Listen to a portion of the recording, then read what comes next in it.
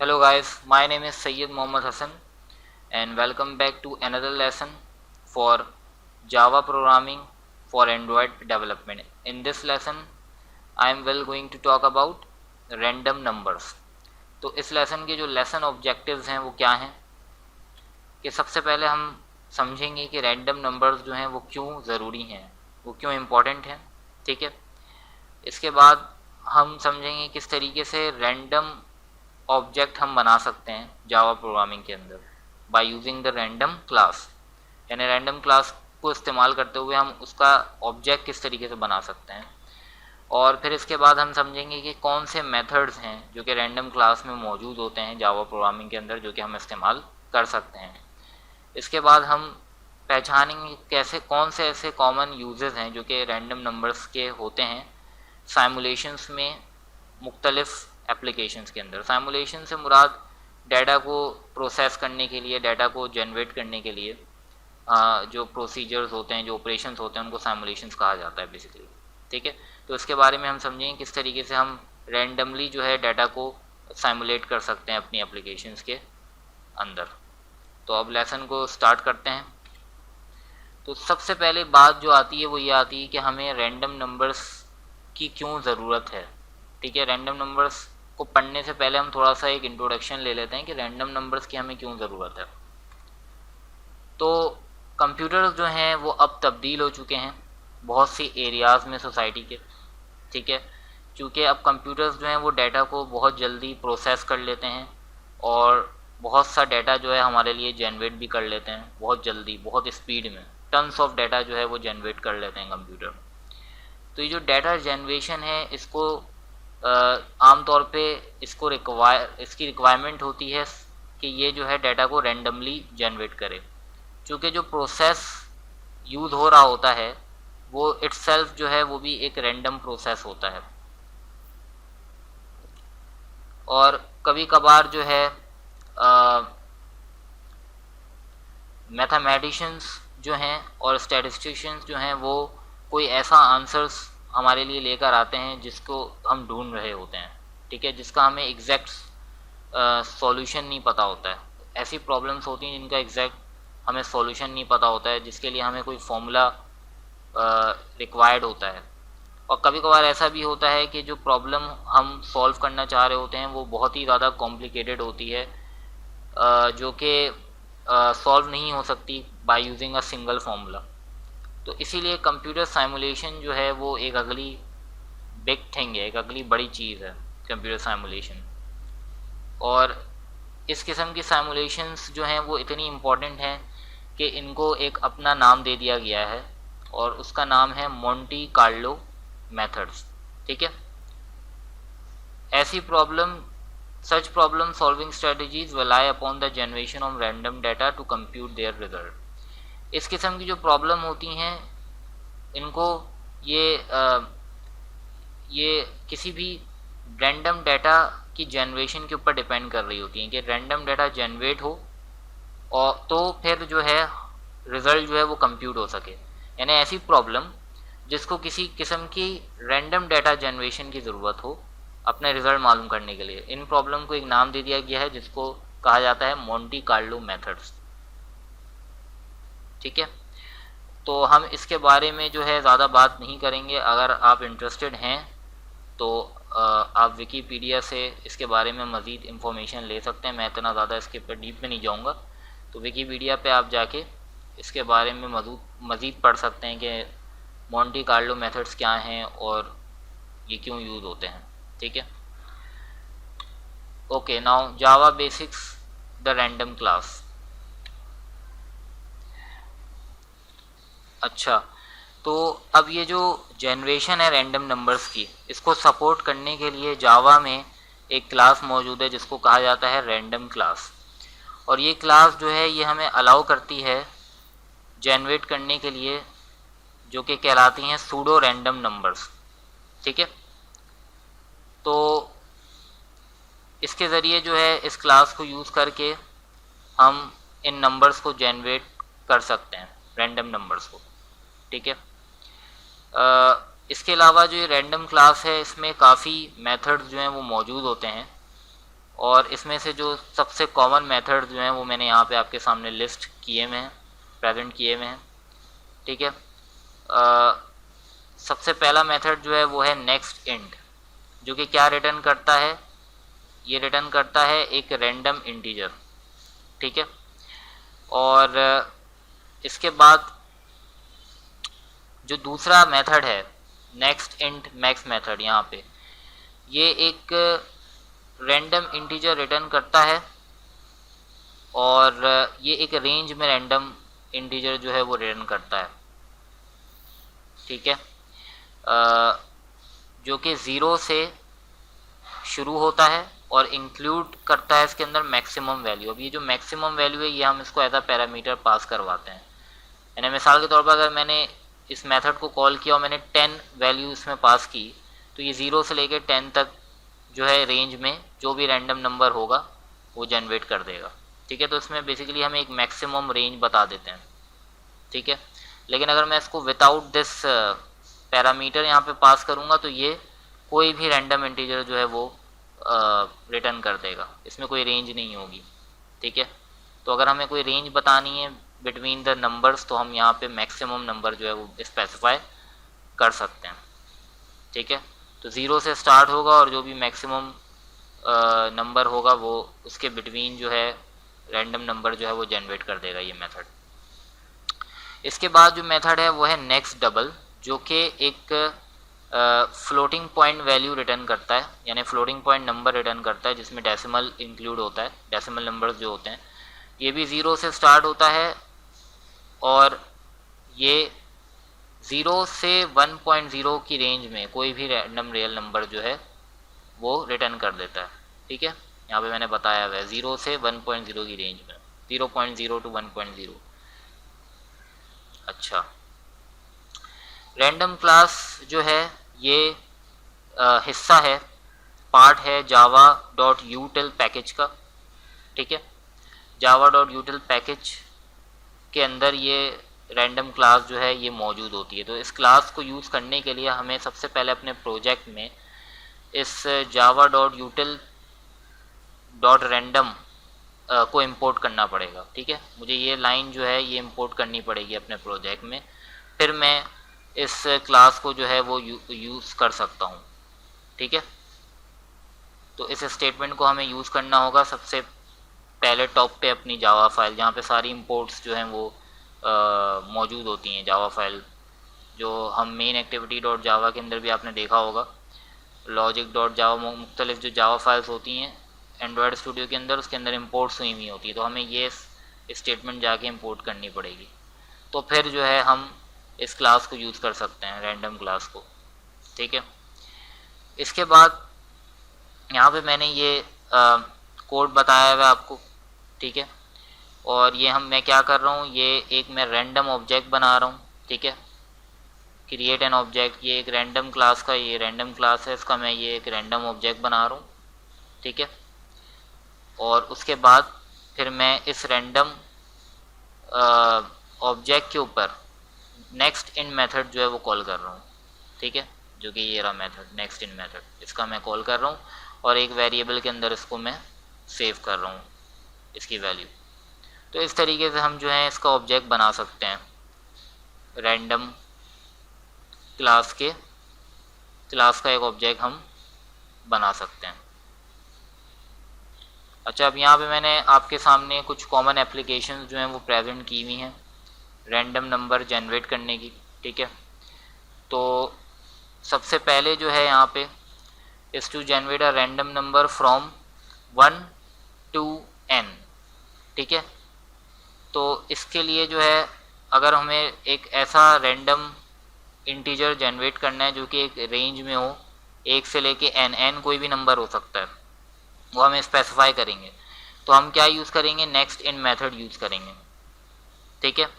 और इस मेथड के अंदर जो है n जो है, ये जो मैंने यहाँ पे n बताया हुआ है, इसको हम प्रोवाइड करेंगे एज अ पैरामीटर, जो कि मैं यहाँ पे 25 प्रोवाइड कर रहा हूँ।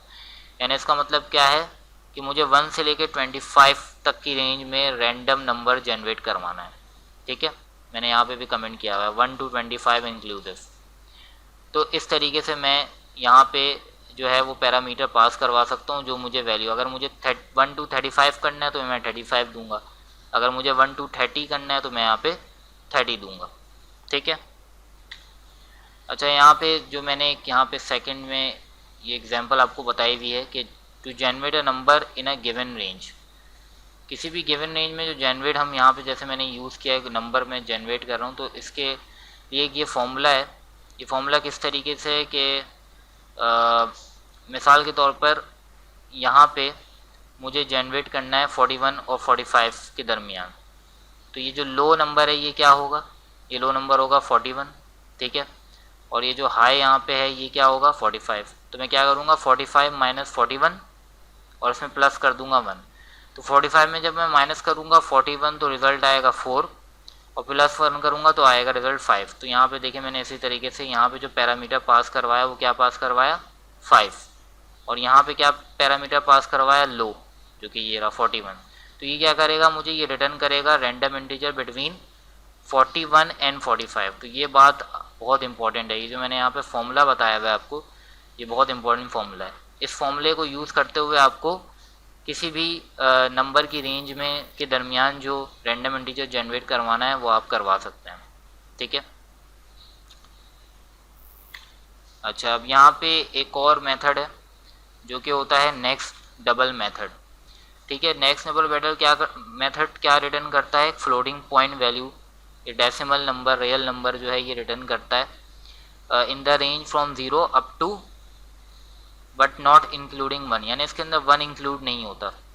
ठीक है। 0.0 से लेकर ये 1.0 के दरमियान कोई भी वैल्यू, ऐसे 0.9 है, 0.923 इस तरीके से ये रिटर्न कर सकता है, लेकिन ये 1 को इंक्लूड नहीं करता है। ठीक है। तो हम जो हैं एक रैंडम फ्लोटिंग पॉइंट वैल्यू बना सकते हैं किसी भी रेंज ऑफ नंबर्स में by multiplying the result of a next double by the size of the range and then shifting that result by the lower bound of the range। यानी यहाँ पे इन्होंने क्या किया है, यहाँ पे मैंने एग्जांपल बताई हुई है कि मैं एक रैंडम वैल्यू जनरेट करवाऊँगा बिटवीन 2.0 और 4.25 के दरमियान। अब ये मैं कैसे कर सकता हूँ, क्योंकि यहाँ तो मैंने बता दिया है कि जो नेक्स्ट डबल मेथड है ये खाली 0.0 to 1.0 के दरमियान नंबर जनरेट करता है। ठीक है। और 1 को ये इंक्लूड करता नहीं है, लेकिन हम एक प्रोसीजर के ज़रिए जो है इस दोनों नंबर्स के दरमियान रैंडम वैल्यू जनरेट करवा सकते हैं, वो ये है। यहाँ पे मैंने क्या किया हुआ है, मैंने इस नंबर को 4.25 जो है, ठीक है, इसको मैंने यहाँ पे 2.25 लिया, मल्टीप्लाई करवाया इस रैंडम डॉट नेक्स्ट डबल के मेथड को कॉल करके। ठीक है। इस पर मल्टीप्लाई कराया और फिर इसमें मैंने प्लस करवाया इस 2.0 को। बेसिकली ये हो क्या रहा है, तो ये हो रहा है कि यहाँ पे अगर मैं 2.25 को प्लस करूँ 2.0 से, तो आप मेरे पास रिजल्ट क्या आएगा 4.25 आएगा। ठीक है ना। और यहाँ पे जो है मैंने ये वाली वैल्यू बताई हुई है 2.0, जो कि मुझे जो मेरी लोअर बाउंड वैल्यू है। और अपर बाउंड वैल्यू बनाने के लिए जो लोअर बाउंड वैल्यू में जितनी वैल्यू चाहिए उसको हम यहाँ पे मल्टीप्लाई करवा देंगे इस मेथड के साथ, जो कि मैं यहाँ पे करवा रहा हूँ। ठीक है। तो फिर मेरे पास जो है इन दोनों के दरमियान की वैल्यू जो है ये रैंडम नेक्स्ट डबल मेथड जो है ये जनरेट करेगा, और उसके अंदर मैं एक डबल डेटा टाइप वेरिएबल में मैं सेव कर लूँगा। यानी मिसाल के तौर पर अगर मुझे 3.25 और 1.0 के दरमियान वैल्यू जनरेट करवानी होती, तो यहाँ पे मैं 1.0 देता और यहाँ पे मैं 2.25 देता, तो मेरे पास क्या वैल्यू बन जाती 3.25 जब मैं इनको प्लस करता। ठीक है। तो इस तरीके से जो है ये लॉजिक जो है यूज़ करके हम किसी भी नंबर के दरमियान, फ्लोटिंग नंबर के दरमियान या रियल नंबर के दरमियान जो है रैंडम वैल्यू जनरेट करवा सकते हैं by using the next double method. Okay, now यहाँ पे मैंने एक और एग्जांपल आपके सामने दी हुई है कि any finite set of possible values can be map to integers. किसी भी फिनाइट सेट का मतलब क्या होता है कि एक डिफाइंड सेट हो, यानी एक गिवन सेट हो हमारे पास जिसको हम काउंट कर सकें। ठीक है। ऐसी पॉसिबल वैल्यूज जिसको हम काउंट कर सकें और वो इंटीजर्स हों तो उनको हम मैप कर सकते हैं, can be map to integer, ठीक है। For example flipping a coin और प्लेइंग रॉक पेपर सीजर। अब यहाँ पे मैंने एक कॉइन फ्लिपिंग की एग्जाम्पल आपके सामने जो है वो प्लेस की है। यहाँ पे मैं क्या कर रहा हूँ, मैंने एक वेरिएबल बनाया इंटीजर डाटा टाइप का, ठीक है, और फिर मैंने उसमें रैंडम क्लास के ऑब्जेक्ट को यूज़ करते हुए नेक्स्ट इन मेथड कॉल कराया और उसको मैंने मैक्सिमम वैल्यू दे दी 2, ठीक है। अब जो मैंने ये मैक्सिमम वैल्यू दी है 2, तो 0 और 2 जो है ये रेंज हो गई, ठीक है, यानी 2 नहीं आ सकता, 0 आएगा या तो फिर 1 आएगा, ठीक है, ये रैंडम नंबर जनरेट होगा। तो यहाँ पे मैंने एक लॉजिक लगाई कि अगर 0 आएगा तो तुम्हें क्या करना है, प्रिंट करना है हेड, ठीक है, प्रिंट करो हेड अगर 0 आता है रैंडम नंबर, और अगर 1 आता है तो फिर तुम्हें क्या प्रिंट करना है, तुम्हें प्रिंट करना है टेल्स। तो ये पॉसिबिलिटी हो गई, या तो 0 या फिर 1, यानी इसको यूज़ करते हुए ये जो मैंने यहाँ पे ये यूज़ किया है नेक्स्ट इन मेथड, और उसमें मैंने जो 2 वैल्यू दी है, ये क्या करेगा 0 से 2, यानी 2 तो इसकी मैक्सिमम रेंज होगी, 2 को ये इंक्लूड नहीं करेगा। 0 और 2 के दरमियान कौन सा नंबर आता है, 0, एक तो 0 पिक करेगा ये और एक 1 पिक करेगा, ठीक है, ये दो ही नंबर जो है रैंडमली जनरेट करेगा। तो जब 0 जनरेट करेगा तो मैंने यहाँ पे एक लॉजिक लगा दी कि अगर ये r जो है मैं इसको कंपेयर करवा रहा हूँ, यहाँ पे 2 = 2 में यूज़ कर रहा हूँ, तो फिर अगर r 0 के बराबर हो तो प्रिंट करो हेड्स, वरना अगर 0 के बराबर ना हो तो प्रिंट करो टेल्स, ठीक है। तो इस तरीके से जो है मैं इनकी पॉसिबल वैल्यूज़ को, इस रैंडम जनरेशन जो ये रैंडम डाटा जनरेट कर रहा है, पॉसिबल वैल्यूज़ जनरेट कर रहा है, इसको मैं यूज़ कर सकता हूँ in the logic for flipping a coin, ठीक है, यानी इस लॉजिक को मैं यूज़ कर सकता हूँ। अब यहाँ पे मैंने एक और रैंडम क्वेश्चन जो है वो सामने आपके प्रेजेंट किया हुआ है। Write a code that simulates rolling of 2 6-sided dice until a double is rolled. एक कोड लिखो जो कि सिमुलेट करे, प्रोसेस करे रोलिंग ऑफ 2 6-sided डाइस, यानी ये 6-sided डाइस हैं, इनकी रोलिंग को प्रोसेस करे, सिमुलेट करे ऐसा कोड, जब तक कि डबल नहीं रोल हो जाए, यानी दोनों साइड्स जो हैं वो सेम रोल ना हो, सही है। तो अब इसके बहुत से पॉसिबल रिजल्ट हो सकते हैं, मतलब एक बार मैंने रोल किया, सिमुलेट किया तो मेरे पास रिजल्ट ये आया, दूसरी बार सिमुलेट करने से रिजल्ट ये आया, तीसरी बार सिमुलेट करने से ये आया, चौथी बार सिमुलेट करने से ये आया, पांचवी बार सिमुलेट करने से ये आया, और जो 6th टाइम मैंने सिमुलेट किया तो मेरे पास रिजल्ट सेम आ गया। तो ये मुझे कितने ट्राइज लगे, इट टुक यू 6 ट्राइज, यानी 6 ट्राइज में मेरे पास जो है वो डबल रोल्ड हुआ, यानी डबल से मुराद ये कि दोनों सेम साइड जो है वो रोल हुई, 3 और 3 की। तो इस क्वेश्चन का जो कोड है वो मैंने यहाँ पे बनाया है आपके सामने, इसका आंसर ये है, रैंडम आंसर है इसका। तो सबसे पहले तो यहाँ पे मैंने एक कमेंट आउट की हुई है, यानी line roll 2 dice until a double is rolled, यानी रोल करते रहो, सिमुलेट करते रहो दोनों डाइस को जब तक कि डबल नहीं रोल्ड हो जाता, ठीक है, यानी दोनों डाइस का रिजल्ट सेम नहीं आता। तो यहाँ पे मैंने एक मेथड बनाया है public static void process method, मैंने इसको नाम दिया है, ठीक है। यहाँ पे मैंने दोबारा से एक रैंडम क्लास का ऑब्जेक्ट बनाया, मैंने इसको नाम दिया रेंड, ठीक है, creating a random object once, ठीक है।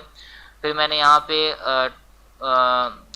नंबर ऑफ ट्राइस को डिटरमाइन करने के लिए एक मैंने वेरिएबल बना लिया जो कि इंटीजर डेटा टाइप का है, और उसको मैंने 0 वैल्यू असाइन कर दी, ठीक है, बाय डिफ़ॉल्ट 0 मैंने वैल्यू असाइन कर दी।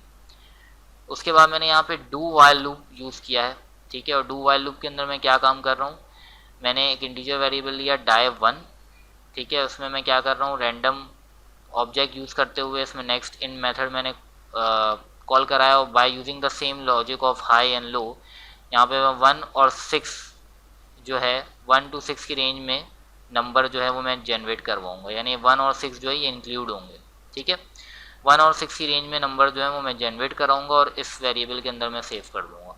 इसी तरीके से die2 दूसरे डाई के लिए भी मैंने यही काम किया है कि इसमें भी 1 से 6 के दरमियान जो है नंबर जनरेट होगा और इस वेरिएबल में सेव हो जाएगा। उसके बाद जो भी नंबर जनरेट होगा उसकी मैं सीक्वेंस जो है वो प्रिंट करवा दूंगा, ठीक है, यहाँ out.println फंक्शन यूज़ करके। और ये जो ट्राइज वेरिएबल था इसको मैं इंक्रीमेंट करवा दूंगा ताकि मुझे पता चले कितने नंबर ऑफ ट्राइज में जाके जो है आंसर सेम आया है। ठीक है, डाइस जो हैं वो डबल रोल्ड हुए हैं, ये मुझे पता चले। ठीक है, इसके बाद यहाँ पे मैंने जो कंडीशन, जो इसकी स्टॉप करने की कंडीशन मैंने क्या लगाई, जब ये लूप जो है ये चलाते रहो जब तक कि डाई वन जो है वो बराबर ना हो जाए डाई टू के। ठीक है, जब तक कि डाई वन और डाई टू अलग रहते हैं तब तक के ये लूप चलता रहेगा। ठीक है, उसके बाद जब ये बराबर हो जाएंगे तो ये लूप जो है ब्रेक हो जाएगा और फिर यहाँ पे ये मैसेज आ जाएगा, it took you how many tries to find out. ठीक है, सो ये कोड जो है इसी तरीके से सिमुलेट करेगा rolling of 2 dice. So that's about it guys for this lesson. I hope you understand this lesson. If you have any query or any question or any problem related to this lesson, then you can comment on the video comment section. And once again I will going to say that share this channel with everyone who are interested in learning mobile application development using Java for Android platform. And if you guys want any kind of other video tutorials, then please let me know. I will try my best to make those video tutorials for you guys. Thank you very much for watching.